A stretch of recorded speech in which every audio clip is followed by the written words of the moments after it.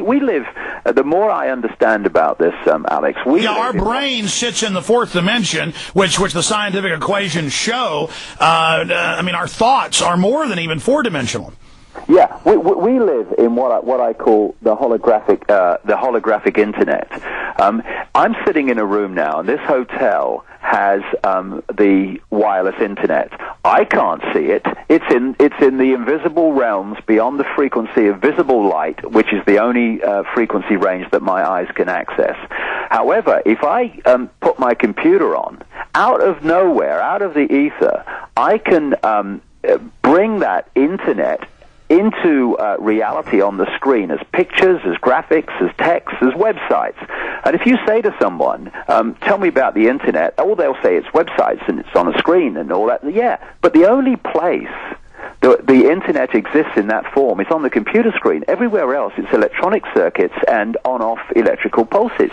People say, tell me about television. Oh, it's programs of moving pictures on a screen. Hold on a second. The only place television exists in that form is on the screen. Everywhere else, it's frequency fields and electronic. And then it interfaces with your eyes, which are brain stalks, which then decode it in their own system, and that are then interpreted by the deeper centers of the mind. Yeah, we are like receiver never mind we are, at the level of the body, receiver transmitters of information from a, quote, matrix, which it operates just like the wireless internet. And we are decoding it through the mind, through the various parts of the brain, into a holographic, non-physical, but so very much experiences like that, world, which doesn't actually exist outside of ourselves, although it seems to be like that. It exists in our own minds. As it's quite rightly said, we don't see with our eyes, we see with our brain, because that's what decodes the information. And the top admin think we're experiencing. And the top admin let us in on this when they say perception is reality. It is. And if I had to bring this down to the most foundation form, this whole conspiracy that plays out as banking scams and political scams and all the things that you deal with and I deal with, but at its foundation, it is the manipulation of our reality and our sense of reality. And it's more than this. In China, you can only access parts of the internet. Stay there. David, got a break. Back in 70 seconds with the fourth hour.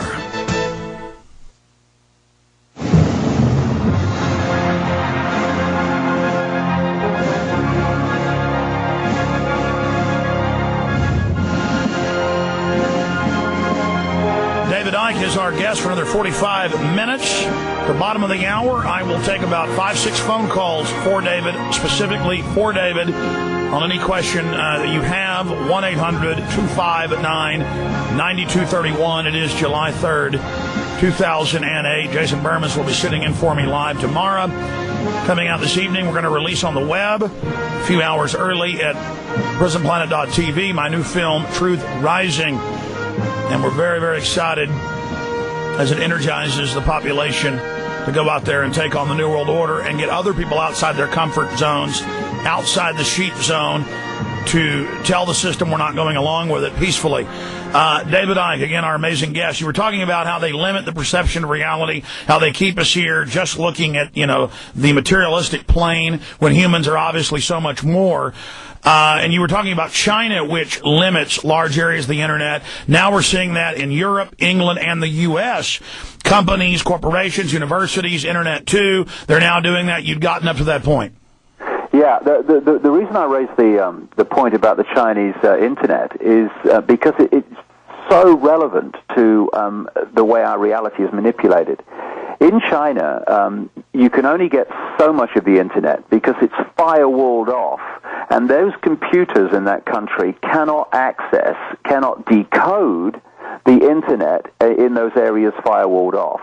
Now, what they've been doing and what they're really ratcheting up now is to firewall off our body computer's ability to access a much greater range of reality, even within this holographic internet, this matrix, whatever you want to call it, they are firewalling us off from great chunks of it and being able to access it, access knowledge, understanding, and what have you, and from it.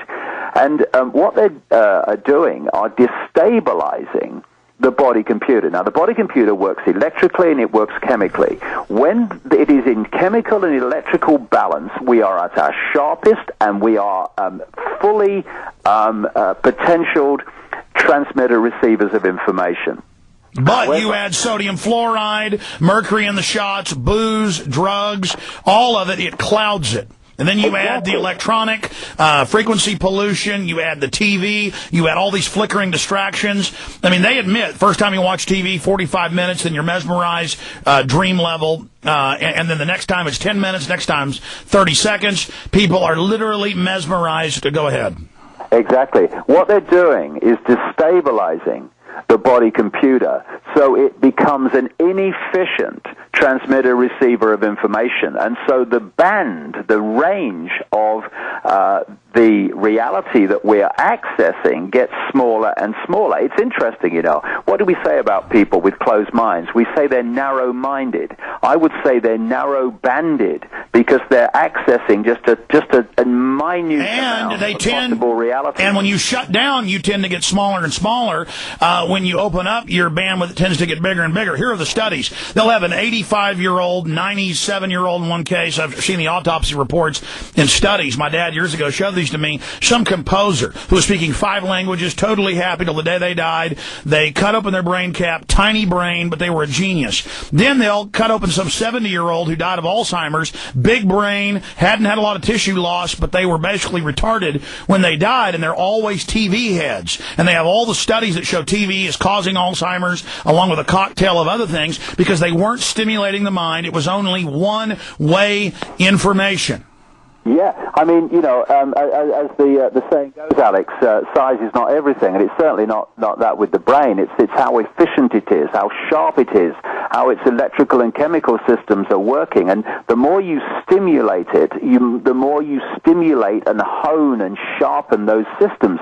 So when you have the dumbing down, not just of America, but of country after country now, you are, it's like a muscle. If you don't use it, then it starts to go to sleep, it starts to get flabby, it stops working properly, and you go into a smaller and smaller range of reality, which means that you cannot make the connections. Okay, Deb, we're going to talk behind the scenes now for part of the audience. Come back in 3 minutes. I don't want to waste any time with you. Let's continue along that discussion line. Now, I'm not being elitist. I don't ever think of myself as sardonic. I'm an average, farm boy from Texas who studied history. I have gotten smarter. I have learned more. My mind has opened up. I can write better. I can spell better. Supposedly, after you're 30, you start losing brain tissue, and that's not the case, but I am getting smarter. Now I found the studies that show that's actually the case. So everything you're saying is proven by the real science. But now, and it's not a view. It's not some, sardonic view. I'm not lying to myself. I'm really noticing that either people are getting smarter, more dynamic, more open, more intelligent around me.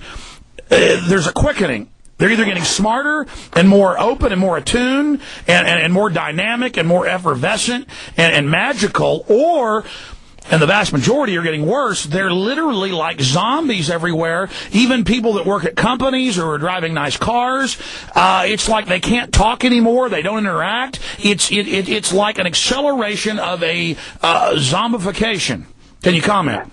This is a very important point. At the end of my talk in Brixton, I had a picture of a fork in the road.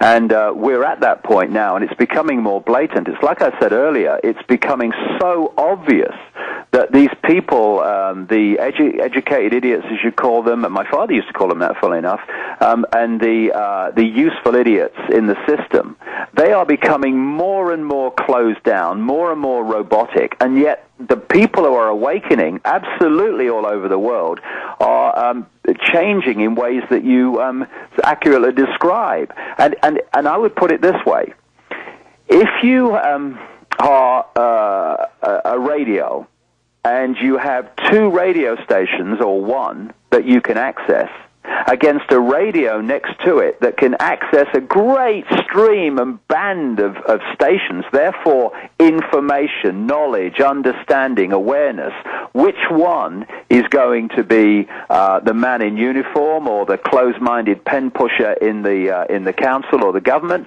and which one is going to be the free-thinking, flowing, open-minded, hey, I can see it, look, intuitive. It's obvious, and that's what's happening.